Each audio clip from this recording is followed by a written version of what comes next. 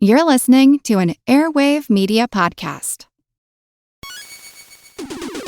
Recorded in Chicago, Illinois, with your hosts, Ken, Matt, Neil, and Jeff. This is Triviality. Hello and welcome to Triviality, the game where a lack of seriousness meets a little bit of knowledge. My name is Neil. I'm sitting here with Matt and Jeff. How are you both?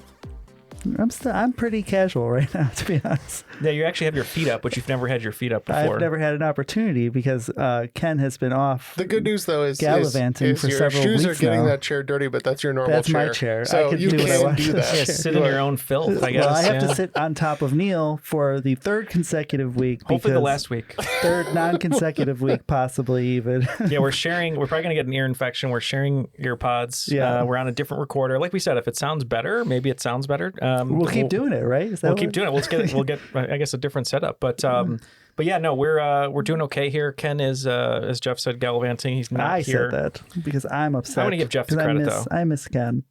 Do you miss Ken? Well, he's listening now, so I guess you might as well tell him you miss him. Ken, if you're listening, because you edit our shows, I miss you. Let's bring him back. But no one says I miss you quite like Blink-182, but we can talk about that later. But yeah, we have... They also, no one says they're sorry like that either. So That's true. Actually, I heard a random story that... sorry. Very quickly before we get to the... Because I'm so sorry. I cannot dream, I cannot sleep tonight. So you said, you like Trent Reznor a little bit? Yeah, I like him a little bit. I read a story where he was getting talked to by Tom DeLonge and he left. And someone went up to Trent Reznor and they're like, what was Tom DeLonge talking about? He's like, dude, he was showing me a dead alien on his phone. At his wedding. Or his wedding, yeah. At his wedding, Tom DeLonge walked up to him and showed him a picture of a dead alien. It's crazy. But we don't have dead aliens on the show today. We have really fun guests that we're super excited about. They're alive and human. Alive and human. So we'll start with our guest host who's been on the show before. So excited to have him back. Nathan Charnok, how are you? Thank you so much for being on the show again. Doing great. Just had a cup of tea, so I'm waking up. All is well. Was it a Darjeeling? No, it was just a black tea. Nothing fancy. English Nice. Breakfast. That's what I drink too. I thought I'd spice it up a little bit, see if it was a Darjeeling. No, you're not an Earl Grey kind of guy? I like English breakfast, yeah. I also prefer that. Now, Nathan, what have you been up to? Because we know Humphrey Bogart's there with you as he usually is, but what's new in your world? Honestly, not much. Same job. I've got one extra kid, so I guess that's Okay. Congratulations. yeah. They keep multiplying somehow. I'll figure out why eventually. And you are hosting a classic game today. I am. I wanted to do a swing round that was actually questions because I usually do music and I didn't really have time to get one ready this time. So, but I keep a running list of things I think of every once in a while that'd be a good trivia question. But I also keep a list of that would be a good swing round, and it's a really, really long list at this point. So, well, we're glad excited to have knock you. one out.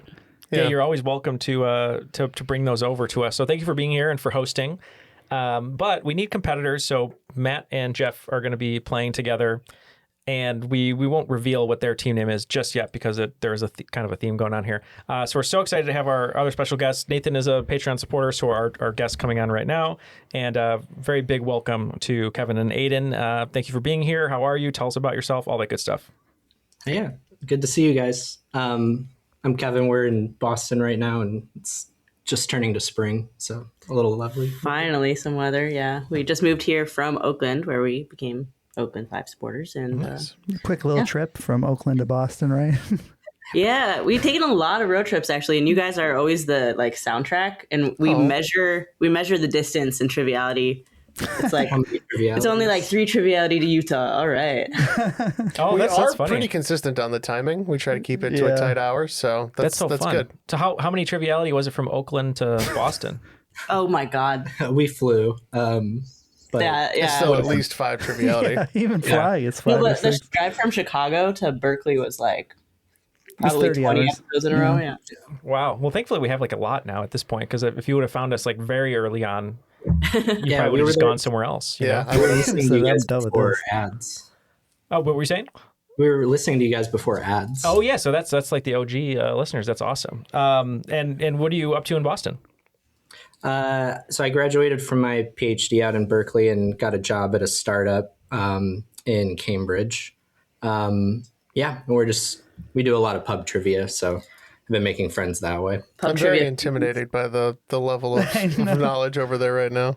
Yeah, and Aiden, are you okay to talk about what you're working on, or I don't want to give anything away? Yeah, sure. Yeah, I'm a writer. I mostly write short stories, but I'm working on a novel set in 1920s Chicago. I recently found out, my family kept this a secret, that my grandma's cousin was married to one of Al Capone's hitmen, who did the Valentine's Day Massacre, and I'm learning all this stuff about her and trying to make it into a fun little novel. So we'll see if it comes together. Yeah, we can't wait to see it. And it's a little lighthearted romp. Yes, exactly. And speaking of Chicago, we were talking a little bit about Chicago. What's your team name going to be today? And hopefully people who aren't from Chicago will kind of get this, but we think it's hilarious. So I've been missing Chicago a lot. I've been missing local commercials a lot. And my cat is named Francis. He might make an appearance today, but we wanted to be Peter Francis Tracy. Yeah, one of the best lawyers in Chicago, all over the TV and the billboards. I don't know if he's one of the best lawyers, best but he's promoted. definitely the lawyer. best promoted. Yeah. Yeah, he is, as Aiden said, he is a lawyer. And what about you guys? What are you going to be? Yeah, we thought of different local Chicago legends, but we're going with the Eagle Man. Commercial legend Eagle Man. Yeah, and I'm going to keep score today, but I'm going to be like the Victory Wreckers. The Victory Auto Wreckers. Victory Auto Wreckers, and every time I get the score, it'll probably be wrong and fall off. You'll or something. pull the door off. Yeah. But yeah, we're excited. We have our players. We have our host. Nathan, since you're the host, who would you like to do the rules read? Dutch Boy. Ooh. Classic. That's so funny because we haven't done like a full game in a bit, probably from what's previous to this. So someone's going to be like, what is going on? Okay. So Willem van Vendeloo, please give us the rules read. De regels van het spel zijn simpel. 20 vragen verdeeld over 2 rondes, waarbij elke vraag 10 punten waard is. Halverwege is er een speciale swingronde, ontworpen door de host van deze week. Na deze rondes beginnen de spelers aan de finale, met de punten die ze hebben verdiend. En hebben ze de mogelijkheid om 0 tot 30 punten in te zetten op 5 gecategoriseerde vragen. Aan het eind van het spel wordt iemand benoemd tot the cream of the crop. My life is a fairy tale, but the author is German. The cream rises to the top. All right. The rules have been said in Dutch. If you don't know what they are, it's just questions. It's pretty easy to figure out. I understood swing around. Swing round, yeah. So Yes. we got two rounds, swing round and a final round. But let's throw it to Nathan to get started. We'll have some fun. All right. Well, if we're ready to go, we can start with round 1, question 1. Category is The Hills Are Alive. Many cultures have various side quests that warriors can embark on to prove their mettle. Sometimes it means climbing up a mountain to retrieve a flower that grows above the tree line. There's this flower, which has been the symbol of mountain brigades of the armed forces of Austria and Austria-Hungary, with a history going back to at least 1907, and Germany, among others, and it grows only in the Alps. We don't have any idea, right? I really don't know. I couldn't name a flower. I'm terrible at flowers. Yeah. Okay. Well, we're going to lock in with something, and we're going to let you guys chit-chat away. I have no idea. But the Sound of Music clue, what's the song? Isn't there flowers in the song? I don't know the lyrics. The favorite things? Oh. I only know I'm thinking the Panic at the Disco. Not roses. I'm always thinking of that. Or daisies. Oh, I don't know. Yeah. Daffodils? What does she sing?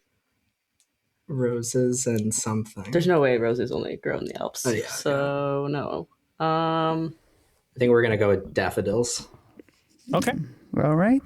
They locked in with daffodils. We went with the classic flower, the Von Trapp. So it is a song from Sound of Music, all about it. It's the Edelweiss. Oh, I forgot that was a flower. Yeah.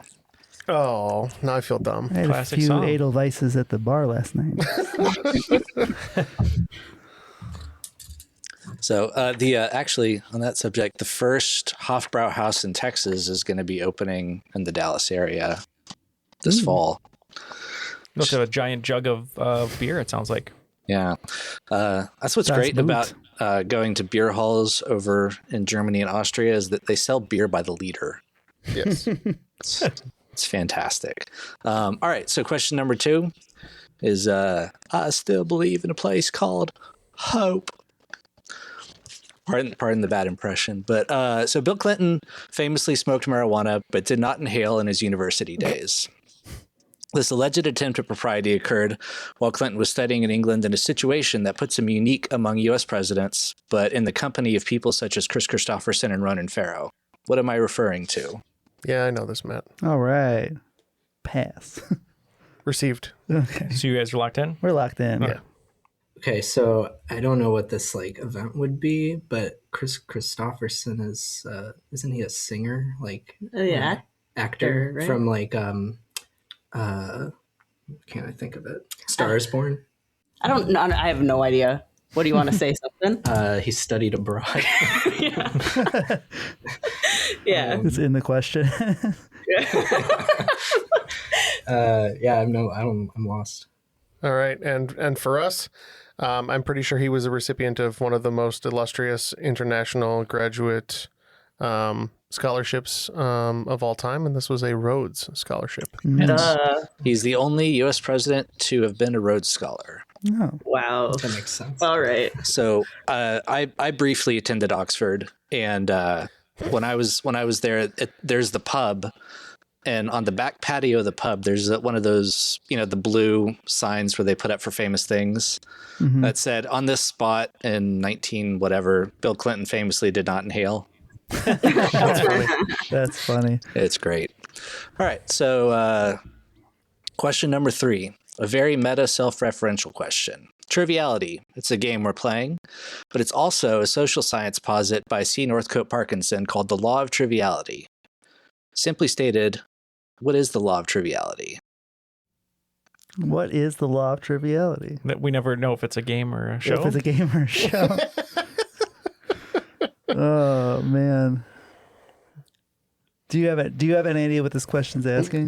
No, but we can make something up. That's stupid. Yeah.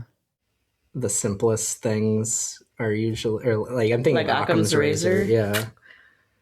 Useless knowledge is Power. power. Yeah. You guys got nothing? So here's our guess, Matt. We have a guess? Yeah, because I think it makes sense, which is I think people spend more time focusing on small issues that annoy them than big issues that matter. Mm-hmm. That would be my guess. That's a long That guess. is essentially what it is. Is that groups of people tend to focus on small dumb things at the expense of actually important things. Oh. Yeah. Oh, nice poll. Yeah, I've met human beings before, so I figured that made sense. You've attended a meeting in a somewhat corporate setting at one point in your life. I'm not going to lie. We don't use Teams very much at work, but that noise from a prior life still gives me PTSD. So, yeah. So my job got rid of all of our phones and switched everything over to Teams. And honestly, I don't hate it. I do like it, but I'm just lucky that I'm not very important, so nobody ever calls me. Yeah. All right. So question number 4, danger zone. Ray-Bans were once on their way out. They weren't cool. The company's future was looking pretty bleak. Then the company began to pay to insert their product into movies such as Risky Business, where Tom Cruise famously wore Wayfarers, which helped to boost sales. Wayfarers got an additional boost in 1984 in the line from a chorus from this hit song. Like how you were so confident you knew where this is going, I thought Matt. for sure this was going to be a Men in Black question. Oh wow! I thought you were going somewhere Top else. Gun, right? Top Gun's another one, but the Ray-Bans were front and center in Men in Black. But I think I could think of a 1980s song that would fit. I don't know if the title's in it, but Go ahead and lock it in. Locked in. Okay, so I think it's a Don Henley song, "The Boys of Summer," and he mentions Wayfarers. Okay. You were asking. There's a song that mentions Wayfarers, right? Okay, I'll think we can lock in. Oh yeah, that's better than whatever I got. Well, Boys of Summer. If that's in that song, I do not remember because all I remember is there being a Deadhead sticker on a Cadillac. But... yeah, I was hoping that the titular Sunglasses at Night were Wayfarers, so we're going with the Corey Hart classic, Sunglasses at Night. That would have been my guess. Yeah, so it is Don Henley's "The Boys of Summer." You got your hair slicked back and your Wayfarers on. Oh, yes. I think Corey Hart wore Wayfarers. Maybe you just didn't mention him. Specifically. I had no idea what the lyrics to that song were. Now I know it's like a brand, or like a model of a brand. Yeah, so and Risky Business, they're the ones that Tom Cruise wears in there. But yeah, they also, I'm sure, paid Tom Cruise a lot of money to wear them in Top Gun, the aviators. Oh, I'm sure. But you know what? It worked. I mean, everyone loves Ray-Bans now. All right, so question number 5 is, here's a first-rate opportunity. I hope that the passing of satirist songwriter Tom Lehrer encouraged some people to dig into his discography, as it is pretty great. Even those who don't know his name may know one of his songs, The Elements. It's been used in schools and appeared in pop culture, and is simply a recitation of the periodic table, but it's done to the tune of which opera song? We're Lecton. Oh, you're a fan? Oh, yeah. Okay. I love Tom Lehrer. Poisoning Pigeons in the Park, Oedipus Rex. Was this in Animaniacs too? No. Oh, okay. In terms of opera songs, I keep going to like O Fortuna. The Bugs Carmina Bunny? Burana. Yeah. Or the dun dun dun dun. No, it's not that. I feel like I've heard it before, but I can't Oh, think of Fortuna. it. Just think of an opera song, I guess. I'm an opera gal. I need to get into opera. Should we just say Carmina Burana? Hell yeah, that would be really funny if it is. We'll lock in with Carmina Burana. You might know the lyrics to the original opera song better than I. I know you're a big Gilbert and Sullivan guy. But I believe this is Modern Major General. Oh.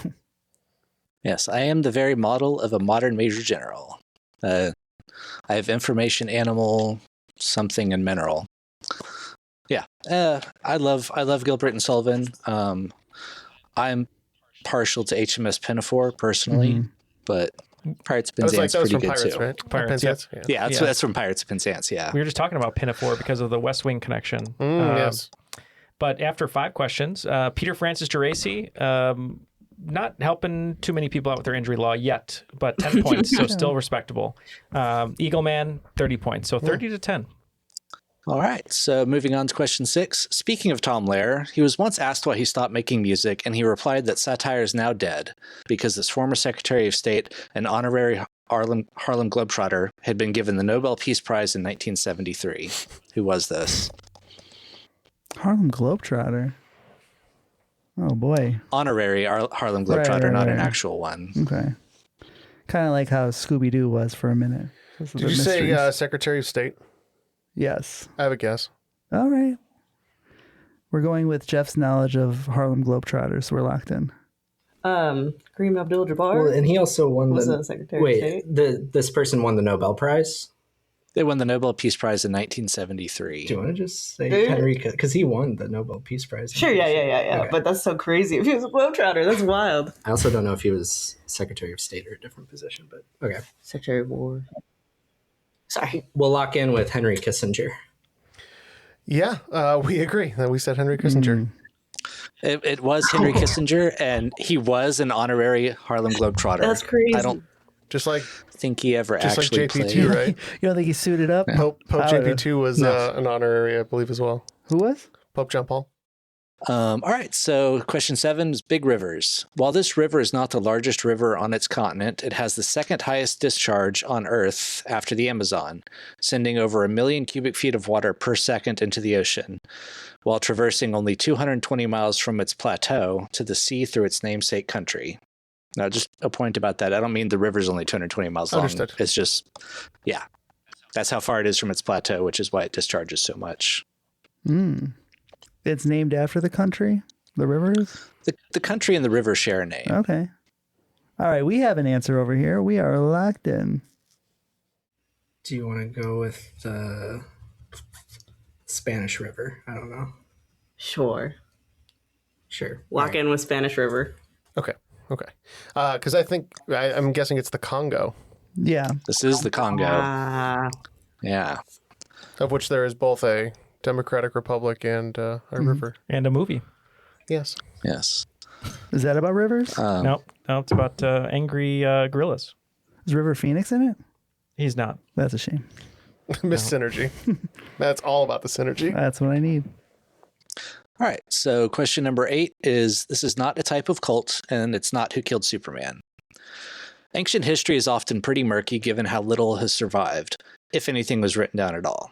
I mean, there are Roman emperors that we only know about because we found some coins with their names and faces on them. However, sometimes you get fantastic records that survive, such as this survey of much of England and Wales. It was completed in 1086, and it lists holdings, shires, labor, livestock, and other ancillary information to determine value and thus taxation. What was the name of this book? All right. We've thought it over a little bit, and we are locked in. Okay. My cult and Superman knowledge is also not great. I don't know why I was thinking Kubla Khan, but I feel like that's something completely different. It's an old poem, I think. Mm. I don't know. Anything. You were writing down Lex Luthor. Yeah, like some lexicon. I don't know. Something's lexicon. I don't know. Do you want to do like the lexicon? Yeah, yes, sure. The lexicon. Are you guys locked in with the lexicon? Linguistically, that makes a lot of sense. I had the Superman Dies comic. My dad bought it for me because he said it'd be worth a lot of money, and I was young and I ripped it up. But luckily, it's not worth anything because they produced a whole bunch of them. Anyway, I believe that the killer of Superman would be the Doomsday culters. Doomsday. So it's pretty close. It's the Domesday book. It's just the accent. Doomsday. Doomsday. Yeah. Yeah. Ain't. So no points for Jeff and Ken. Or Matt either. Or Matt. Especially Matt. You don't deserve it. It's pretty incredible the amount of villages and towns in England that are listed in the book. It's the most complete record of like ancient England. All right, so number 9, over under. There are different rugby codes. There's association and gridiron football. And for this sport, there are tests, T20, and ODI. We can lock in, Matt. I was watching T20 last night. As you do on a Saturday night. That's not a joke. Wild man Jeff over here, locking in with his T20 knowledge. Okay, so something about rugby and sports, and I'm just going into like cricket. Sure. Okay. Sure. Cricket. Locked in. Aiden did raise her hand and said, I think it's cricket, like right away. Yeah, I would agree. I was watching the Indian Premier League last night, and yeah, it was fun. Is it on the Ocho? What is this on? No, it's on like some crazy random streaming thing I And have. to bring it back to you with your Men in Black reference, that was a cricket, the gun that Will Smith had. That was a noisy cricket. A noisy cricket. Yeah, that's correct. Yeah, so it's cricket. It's, tests when you want to watch it over 3 days, T20 when you want to watch it over 3 hours. Mm-hmm. I actually like T20 a lot. Wait, what is T20 again? It's a form of cricket. It takes about 3 hours. Yeah. It's like baseball. It's much shorter. Faster. Yeah. Okay. Yeah. And also way more points. In fact, They don't have tea breaks in the middle of it. Mm-hmm. Correct. the T20 World Cup wasn't too long ago. It was just pretty recently. And of course, I think the one before last, the USA won, which was a big surprise to everybody. All right, so number 10 is, my hint for this one is it's not for Kevin Costner. So this is the best-selling single of all time by a female artist. It won Record of the Year, and though it was for the film The Bodyguard, it wasn't eligible for an Oscar because it wasn't written for the film. But if you can tell me who it's written for, I'll give you double points. But the real question is, who originally wrote and recorded I Will Always Love You? Yeah. Mm-hmm. One of my favorites. Mm-hmm. Isn't that Whitney? Well, Whitney's the one we know, and that's So she wasn't the original, though? maybe she was. I mean, I would have no idea. Who else would have those pipes? I don't know. If we don't know any better, probably just go with. Well, I know, Kevin, you and Aiden, you were talking about the person who originally sang the song because of the scorned person who took her man, I thought earlier, but I don't know. Good Neil vague hinting over here. Well, I'll tap in a little vague bit. hinting over tap here. Give me a Tap little out. bit. Yeah, I don't know. But she was recording at 9:25. Yeah, she was. All right, fine. Locked in. My favorite drag queen, Dolly Parton. We agree. We don't know how you guys figured that out, but that's amazing. we said Dolly Parton. Yeah, it was written by Dolly Parton, and does anyone know who she wrote it to?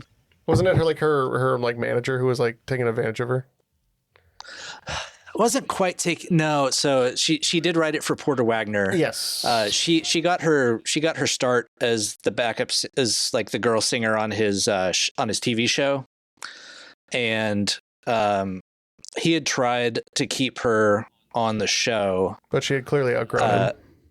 Yeah, and so she wrote the song as an explanation for like, thank you for all you've done for me, but I gotta go. Yeah, that's right. And he said, I will let you out of your contract if you let me produce the record.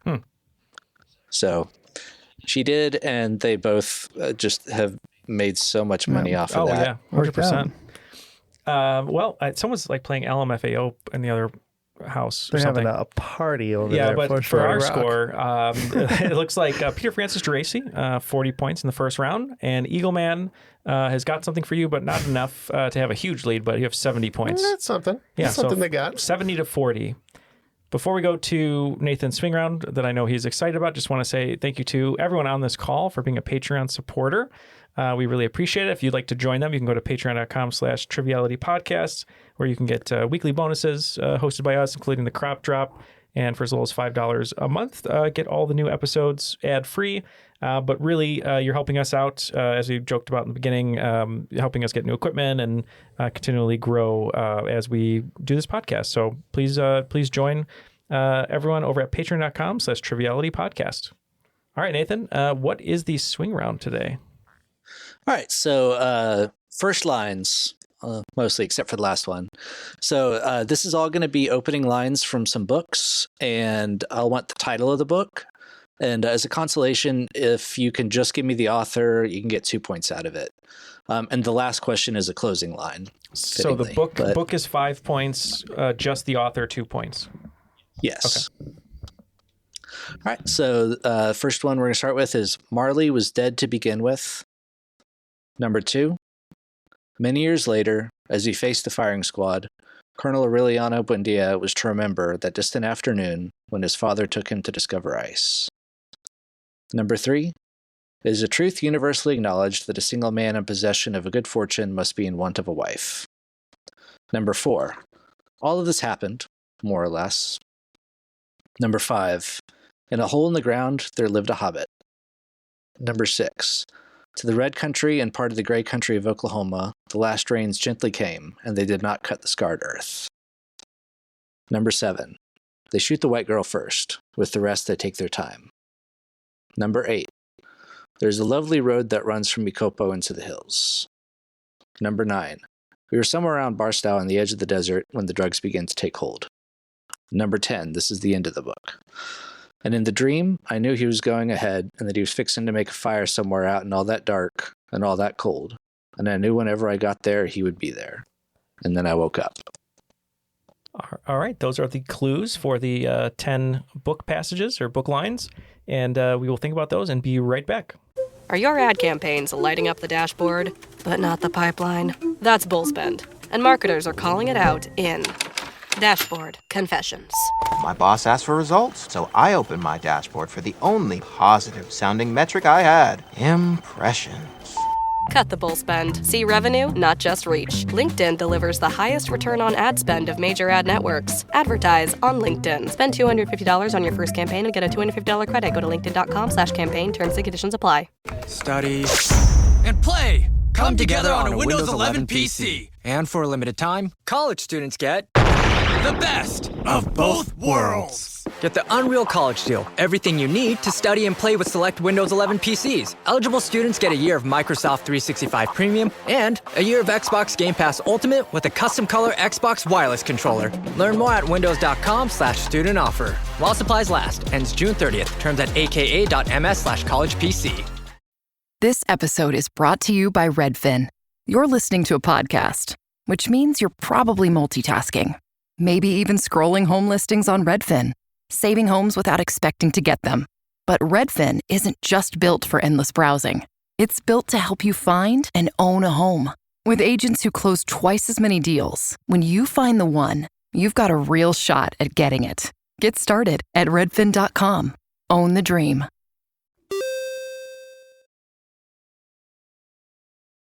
All right, looks like both teams are locked in. We don't know much about books. Neil was so distraught over the books that he had to leave. So Neil's gone. Neil's gone for a little bit. So if you don't hear him, he's still around. But Nathan, why don't you take us through these and we'll get you the answers. All right. So starting with number 1, Marley was dead to begin with. So for the first one, we figured that Marley in question was Jacob Marley, and we said Christmas Carol. We also locked in with Christmas Carol Dickens.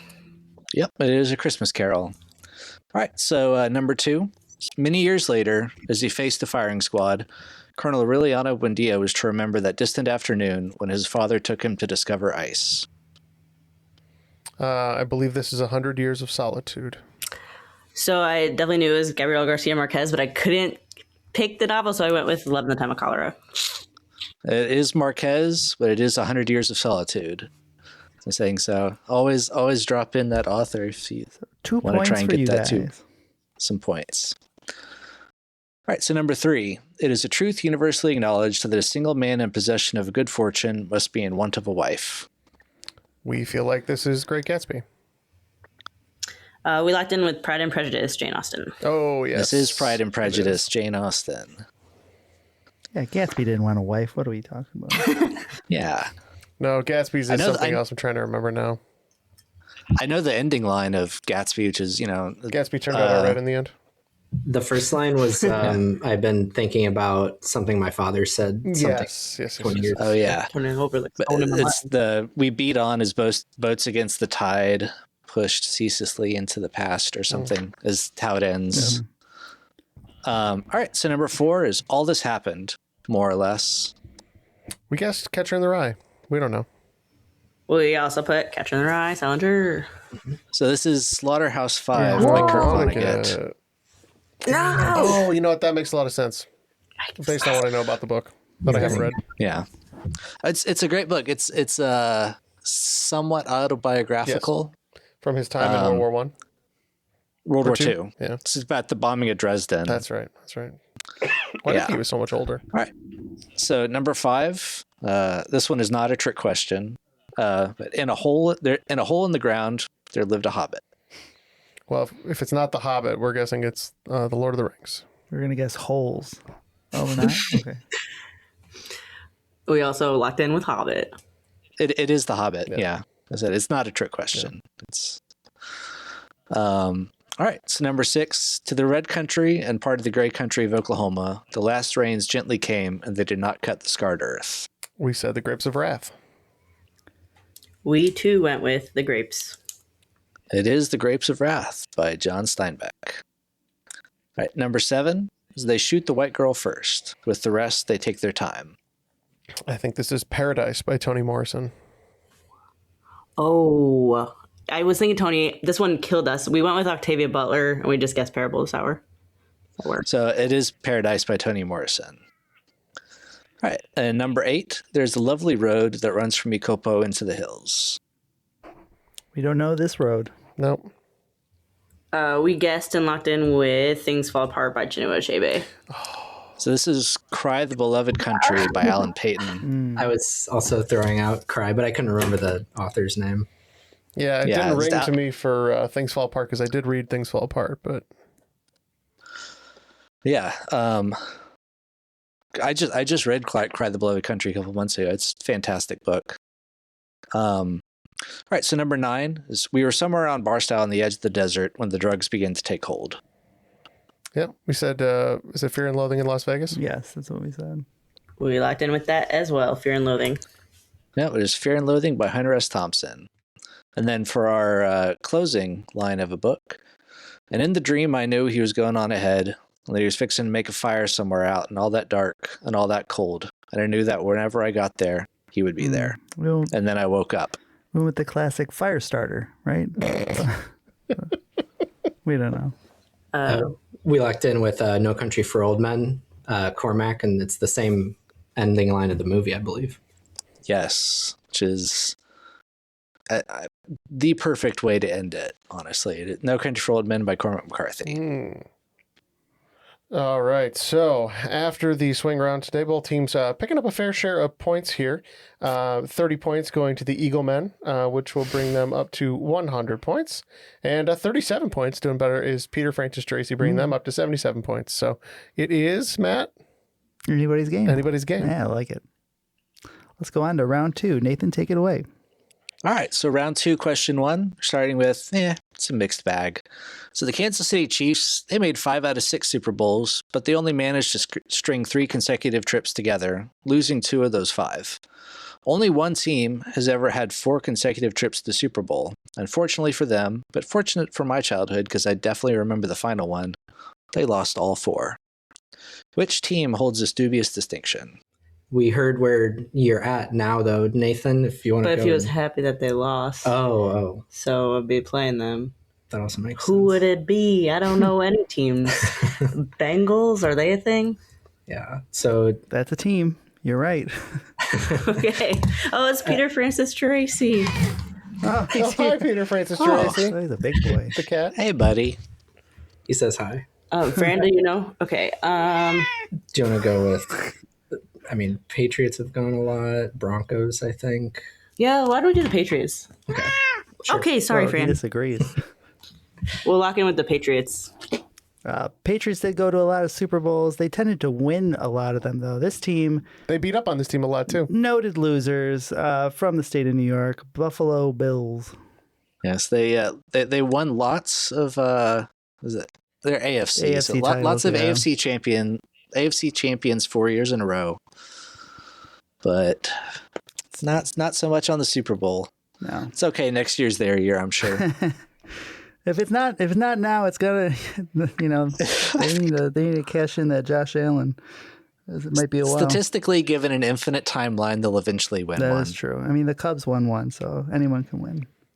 Yeah, exactly. All right. So question 2 is going to be, it was all a dream. DreamWorks SKG was founded in 1994 by a film producer, director, and music executive, whose names make up the SKG. Please give me their names. We're locked in. Mm-hmm. Do you want to do like Spielberg, Barry Gordy? Yeah. Yeah. I can't think of a K. Kraft. Cool. Spielberg, Kraft, and Gordy. We'll lock in. You're on the right start. Mm-hmm. This is Steven Spielberg, Jeffrey Katzenberg, and David Geffen. That is correct. Although Barry Gordy being part of DreamWorks would be hilarious. Bringing Motown to DreamWorks. Awesome. We just need to get Steven Spielberg, Bob Kraft, and Jerry Gordy to do something together. Gotta keep them off the boats. It's Bob Kraft. Yeah.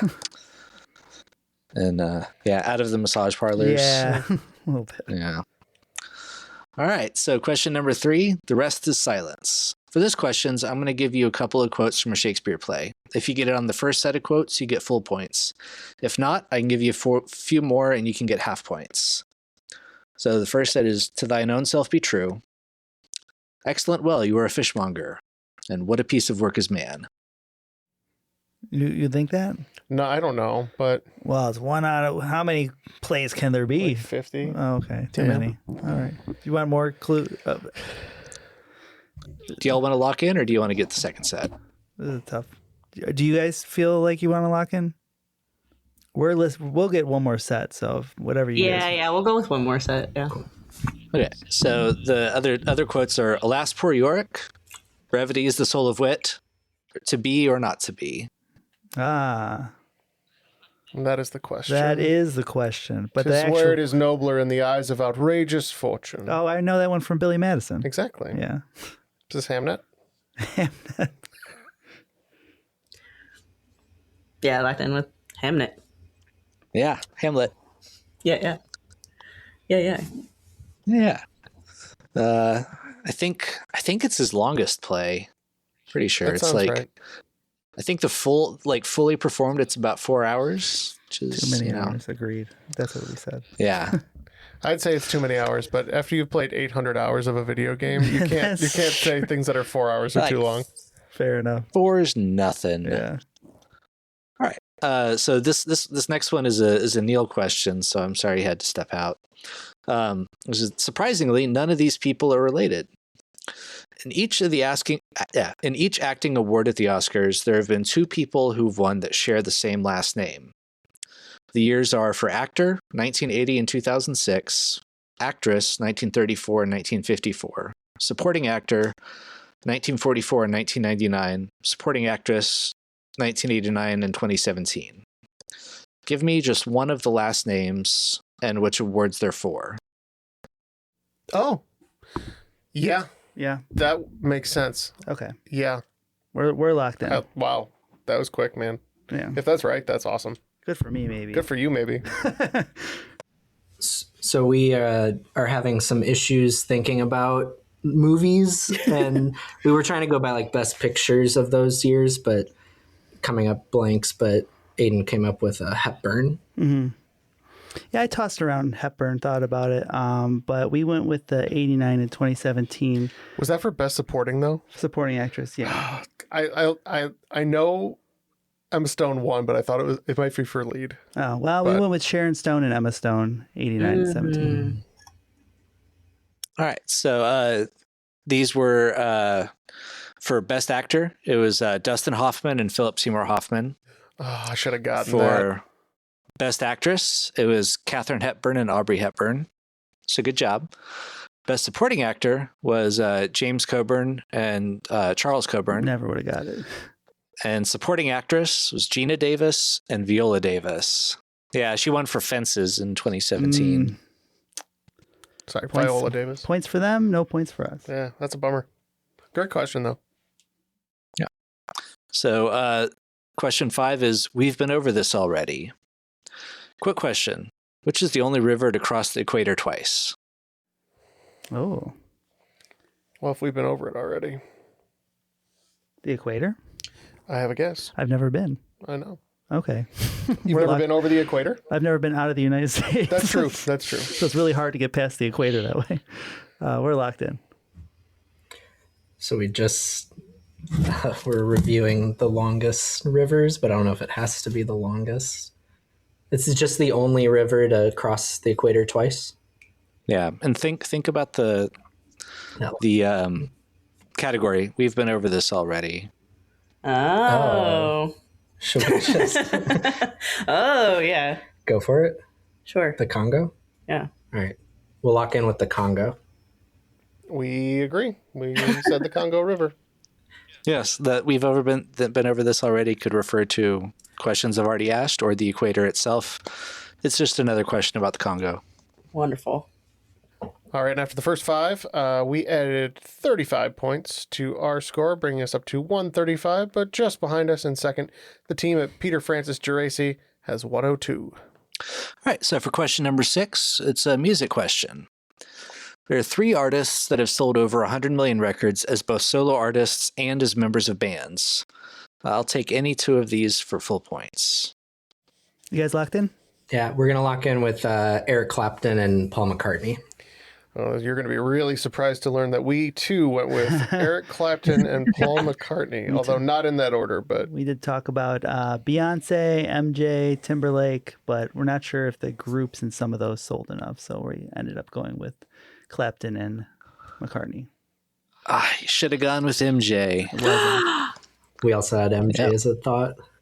Yeah, so it was Michael Jackson and the Jackson 5, Paul McCartney and the Beatles, and the other one, this one is surprising, but it's Phil Collins and Genesis. Whoa. Yeah. I wonder Genesis sold a ton of records. Which is wild, because I don't really care for Genesis. I'll listen to anything by Phil Collins, but or like even some Peter Gabriel, but Genesis just does not do it for me. But whatever. I mean, just The Lamb Lies Down on Broadway just doesn't seem like a pop smash to me, but hey, what do I know? I can't believe that Jackson, I guess they put out enough albums. Well, also, MJ sold so many that I think it just drags up the... Oh, the other people, they bought Jackson 5 because they were buying all the MJ stuff. I think they were huge. That's crazy. Yeah. But yep, those are the 3. All right. Oh no, if you hear children screaming in the background, I apologize. This is normal. Yeah, if you hear children screaming here, that's a problem. Right. Right. They're not supposed to be here. Call the police. All right, so question 7. Mondays, Tuesdays, Wednesdays. One of the mother sauces of French cuisine. What would I get if I made an emulsion of egg yolk, acid, and melted butter? I think we could lock in. Yeah. We're also locked in. Mm-hmm. Go for it. We went with hollandaise. We too went with Madonna's classic hollandaise. Yes.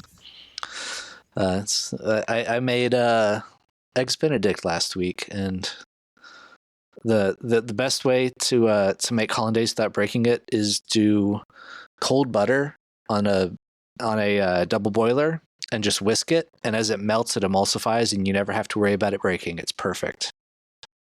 Yeah. Anyone who tells you to drip melted butter is just trying to get you frustrated. Yeah, I don't trust those people. Good point. They're doing it all the time. Right. Yeah. So question number 8. Where have you gone?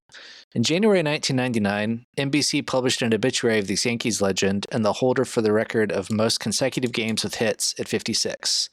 He also had a very famous wife. The only problem was he actually passed away on March 8th, 1999, 3 months later. Who is this person? We were, I took to the clue, where have you gone? So thinking Joe DiMaggio. Oh, I didn't even hear that. I just heard famous wife and Yankee, and I went Joe DiMaggio. Yeah. Yep. Joltin' Joe's up and gone away. That is correct. All right. So question 9, without getting killed or caught. In the epic poem Argonautica, Jason and the Argonauts sail to Colchis. It's in present-day Georgia, in a tale full of adventure, danger, and romance. What is it that Jason was trying to retrieve on this journey? We're locked in, I think. Ooh, they're locked in right away. Jason and the Argonauts. He's looking for Is he looking for a golden fleece? It was, I thought it was. You can usually get them at Old Navy. They come in a lot of colors. If you want them gold, you get them there too. Okay, I'm fine with the. You're golden. more of a Navy guy, Yeah, for sure. We're gonna go golden fleece. Yeah, we locked in with the fleece pretty quick.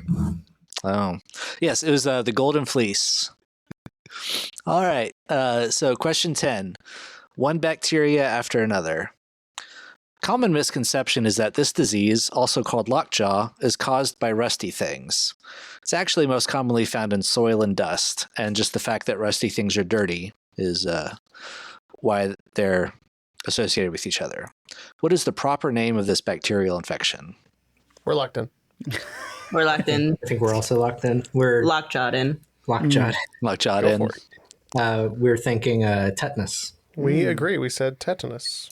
This is tetanus. Why did I say it weird? No one will ever know. Tetanus. Well, what same thing that happens with your ears? Tinnitus. Tinnitus? No, I have to say it. Tinnitus. Tinnitus. Oh, that's he wrong. likes saying tinnitus. Say, what's the place where you took a pill? Ibiza. Barcelona. Just like pronouncing everything the correct way, which I respect, but also I don't want to be in a conversation with you and you're like, Ibiza. I don't say Ibiza. Well, you say Barcelona. I do, but as a joke. But it is tinnitus, is it not? Actually, it's funny. We at the radio station, they were getting in an argument because the host was saying, I can't remember if it was, I think they were saying tinnitus, which the advertiser was for a company that helps you with it. Right. And I think they spelled it out as tinnitus, like phonetically. Right. Then the news host was in her ear going, it's tinnitus. And she's like, tinnitus, it's tinnitus. And she's like, come on, you got to let me just say the ad here. And they were like arguing. The medical professionals I've talked to have pronounced it that way, but that's neither here nor there. And they learned it in Ibiza. Yeah, they must have. Well, if you want to say something correctly now, what about the scores? I would be happy to say the scores correctly. So going into the final round, both teams added quite a bit in that second half, 40 points apiece. That brings Peter Francis Geraci up to 142, and Eagle Man still having the lead at 175. Ooh, it's a very close game. Still a close game. Anybody could take this one. Yeah, but before we get to those final categories, we got to give one last shout out to all of our supporters at Patreon. That's patreon.com/trivialitypodcast. You can head on over, support us at any of the levels, but at the $5 level, you do get bonus episodes. There's a whole bunch there. I wrote a game about Coachella artists, learn about carpenter ants. It's really super fun. I almost went on a rant about Cat's Eye. There was a lot of discussion about Cat's Eye. Pro rant. I don't know if it was a rant so much as Neil got very expressed in his interests. But if you love Cat's Eye and you love supporting our show, or if you don't, it doesn't matter. Come on over to patreon.com/trivialitypodcast and help us out today. All right, Nathan, we are back. Let's get those final categories for us to wager on. So the categories are Monday cycling, Tuesday gymnastics. I got bridge club on Wednesday. This is a question about sports and bridges in a way. Archery on Thursday. This is a mythology question. And then dancing on a Friday night. Ooh. Are we wagering everything? Yeah. We're wagering everything. We're going. We're going for it. We're gonna win or lose on our own merit. Uh-huh. Full send as well. All right. I love a good full send. All right. The wagers are now locked in. We're going all in. They're putting all their chips in the table as well. A little less chips in sports because, you know what? We're a little light on sports today, which is fine. Nathan, let's get those questions. All right. So Monday cycling. Lance Armstrong, disgraced cycling champion and all-around unsavory character, started his racing career with a team sponsored by Motorola, but he had his most successful years racing with this team, with neither snow nor rain nor heat keeping them from cheating their way to success. All right, Tuesday gymnastics. What are the two gymnastics events that both men and women compete in? I've got bridge club on Wednesday. I don't know how bridge works, so I'm going to ask a question about a bridge, sort of. Several sports teams have had to change their names due to their names being insensitive, but only one that I know of has renamed themselves after a set of statues on a bridge, which doesn't seem very rock and roll to me, but hey, that's their choice. Archery on Thursday. Shot through the heart and they're to blame. Please name the Roman and Greek love gods that go around making people fall in love. And dancing on a Friday night. Swing dancing. It was big in the 30s and 40s, and then again in the 90s, and Vince Vaughn made a movie about it. There's a few different dance styles for grooving to big bands, including West Coast, the Charleston, and this dance, which is probably named after the guy who flew the Spirit of St. Louis across the Atlantic. All right, all the questions have been read. We're going to think about these and come back with our answers. All right, all the answers have been submitted. We're not sure if they're correct or incorrect, but we're going to find out here in just a second. So let's throw it back to Nathan to hear those questions one more time and see what the teams answered. Round themed off of a song from the Darkness's debut album, which is fantastic stuff. We got Monday cycling. Lance Armstrong, disgraced cycling champion and all-around unsavory character, started his racing career with a team sponsored by Motorola, but he had his most successful years racing with this team, with neither snow nor rain nor heat keeping them from cheating their way to success. Matt says that this is one of my favorite bands, the United States Postal Service. Mm-hmm. Interesting. We didn't have a great idea, but the weather-related elements brought us to Under Armour, so we just said Under Armour. It's the U.S. Postal Service. Wow. Interesting. The neither snow nor heat nor rain keeping them is it's what's inscribed on the main post office in Manhattan. Mm-hmm. It's a and famous photo Livestrong, across I think, there. was on there too. Remember those bracelets? Yeah. Those were huge. Everyone had them. I had one. Yeah. All right. So Tuesday gymnastics. What are the two gymnastics events that both men and women compete in? Yeah, we Matt and I ran through the options. We come up with 6 for men and 4 for women, and the 2 that overlap, we said floor and vault. We went with different options and said pommel horse and rings. It is floor and vault. All right, so then I've got bridge club on Wednesday. I don't know how bridge works, so I'm going to ask a question about a bridge instead, sort of. Several sports teams have changed their names due to their names being insensitive, but only one that I know of has renamed themselves after a set of statues on a bridge. That doesn't seem very rock and roll to me, but hey, it's their choice. Yeah, that makes sense. I like it. Matt came up with a great answer that ties into rock and roll. We said Cleveland Guardians. We also went, so we wagered 22 on this one, and we went with the Cleveland Guardians as well from the Reds. Yep. So actually, no, Cleveland, they started as the Indians. The Cincinnati is still the Reds. But you got you got Cleveland Guardians correct, so you're good. All right, so archery on Thursday. Shot through the heart and they're to blame. Please name the Greek and Roman love gods that go around making people fall in love. Well, it was just the Greek gods of Bon and Jovi, but we said Eros and Aphrodite. We said Cupid and Eros. So Aphrodite is a goddess. So it's going to be Eros and Cupid. What makes this game very interesting, Matt? We just got to build drama. That's important. All right. So maybe, does it all come down to this? It could. It could. All right. Dancing on a Friday night. Swing dancing. It was big in the 30s and 40s, and then again in the 90s, and Vince Vaughn made a movie about it. Sort of. I mean, there's swing dancing in the movie, so it's close enough. All right. There's a few different dance styles for grooving to big bands, including West Coast, the Charleston, and this dance, which is probably named after the guy who flew the Spirit of St. Louis across the Atlantic. Matt, I'm giving this all to you, all the credit, and I hope it's right. Yeah. We said what? We're going with the Lindy Hop. We also locked in with this. My sister tried to teach it to me, but I have like 3 left feet. We said the Lindy Hop. Yep. The Lindy Hop is correct. It's a 8-step dance, which is a little bit more complicated than like West Coast, which is 3 at its most basic. Maybe like 2 extra points for Peter Francis Teresi agreeing with the Lindy Hop. Very emphatic on that Lindy Hop. I don't know. I kind of like the way the scoregami worked on this, so I think I'll leave the 2 points off. But yeah, so tabulating that, both teams got some right, took some hits. But overall, both teams did add to their scores. Peter Francis Teresi brings their score from 142 up to 164. But unfortunately, they could not be beaten by Eagle Man, adding 90, bringing their score up to 265 points, making them the cream of the crop. The cream rises to the top. Oh, yeah. Good game. Can't beat Eagle Man. That's the key. I've never tried. That's those Eagle low Man rates. might be undefeated. I guess you don't want to challenge Eagle Man because he's on your car. He's laying big eggs. I feel like Eagle Man does the indie wrestling circuits. Do I have the wrong vibe? You're very right there. Nathan, do you have any idea who Eagle Man is or Peter Francis Teresi?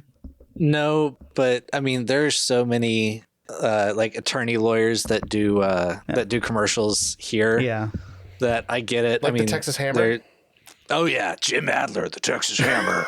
So yeah. You should have been the Texas The Hammer. only reason I bring up Jim Adler, the Texas Hammer, is because other states have had people do the hammer, and he has sued them for also trying to be like the Mississippi Hammer or the Illinois Hammer. There's only one hammer. Jim Adler, he's great. I'll fight for you.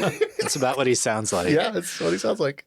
Nathan, you put together an awesome game, as always. Thank you for putting these questions together. We know it takes a lot of time, and you had a great swing around too, which wasn't music this time, so it was a nice surprise. But any shout outs? Anyone you'd like to say hello to before we let you go today?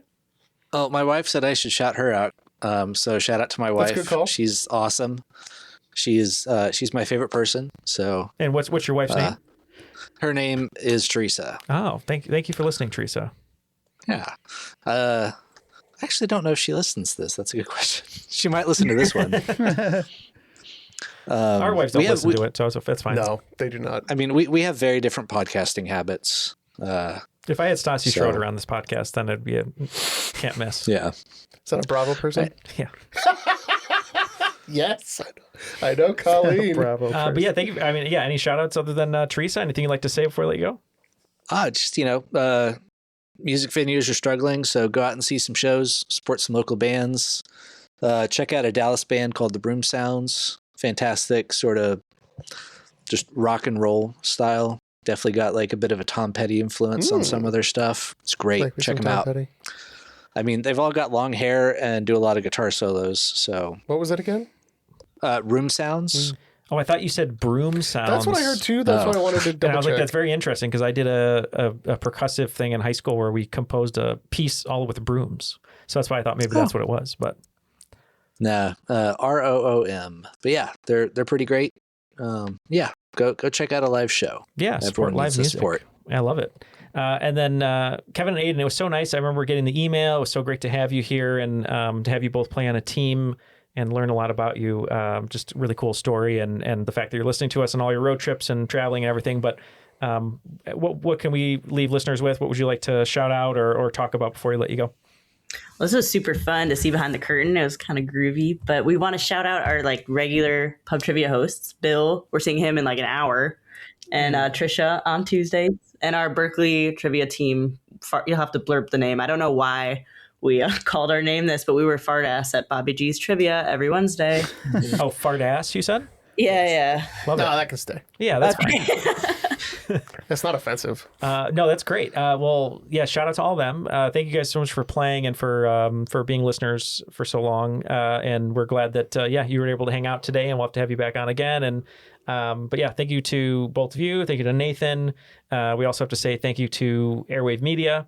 You can go to airwavemedia.com to check out a bunch of different shows. Thank you to Curated by Chance for donating the recorder that we used today through our trials and tribulations of what's been going on. You're thanking yourself in the third person. I like that. Well, I had to think. We donated the recorder today, so I had to thank myself. Also, you can listen to Economics Explained because I know nothing about economics. And then for those that like Apple products, Hands on Apple. So check out those. I thought that was a produce pod. It could be very well could be maybe about produce and computers. But yeah, thank you very much to Kevin and Aiden and Nathan for joining us. Ken wasn't able to make it today, but for Jeff and Matt, my name is Neil, and we will see you next week on another episode of Triviality.